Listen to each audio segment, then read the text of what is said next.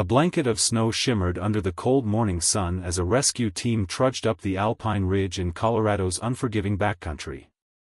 Among them was a woman named Sarah Whitmore, a seasoned mountain rescuer and K9 handler. At her side ran her closest companion, a sleek German shepherd named Echo. Loyal. Brave. Trained to find life under snow and rubble. They had saved dozens together. Until that day. The avalanche hit like a freight train. It came without warning, a thunderous wall of white roaring down the mountain, swallowing trees, gear, people, and Echo. Sarah's scream was muffled by the snow's rage. The search lasted days. Teams combed every inch. No trace. No bark. No signal from Echo's GPS collar. Sarah didn't sleep. She didn't leave. She stayed until the last helicopter took her down. Empty. Everyone told her to let go. He's gone, Sarah. But how do you let go of your heart? Your partner? Your shadow?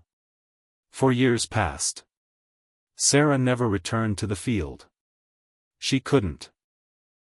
Every snowy mountain looked like a grave. She took a desk job at base operations and avoided the winter sky. Her nights were filled with dreams, not of rescues, but of fur, eyes, and a whimper buried in the cold. Then came the call. A man, deep in a forest 200 miles from Echo's last known location, had seen a large dog, collared, cautious, alone. "Looks like a shepherd," he said. "Didn't let me near, but there was something strange in his eyes. Like he was looking for someone." Sarah's heart raced. She wanted to dismiss it. Just another false hope. But something pulled her. She drove there that night. The area was remote, thick with snow-blanketed pine and silence. Locals said the dog had appeared in winters past, never attacking, never begging. Just watching. Sometimes helping hunters find lost gear. Other times chasing off bears near cabins. They called him the ghost of Timberline. She began searching. Hiking through the woods, whispering the name she hadn't said in years. Echo. Echo, come boy, it's me, it's Sarah. Nothing. Then, on the third day, it happened. She was crossing a frozen creek when she slipped. The ice cracked beneath her and sent her plunging into the freezing water. Panic clawed at her as the current dragged her under, heavy clothes weighing her down. She tried to pull herself up, but the ice broke again, slicing her hand. Then, a shadow. A flash of black and tan fur. She thought she was hallucinating. But the next second, jaws grabbed her jacket. Not biting, pulling. She felt teeth, warm breath, and the scraping of paws on the ice. The world blurred. And then, light. She was out. Coughing, shivering, sobbing.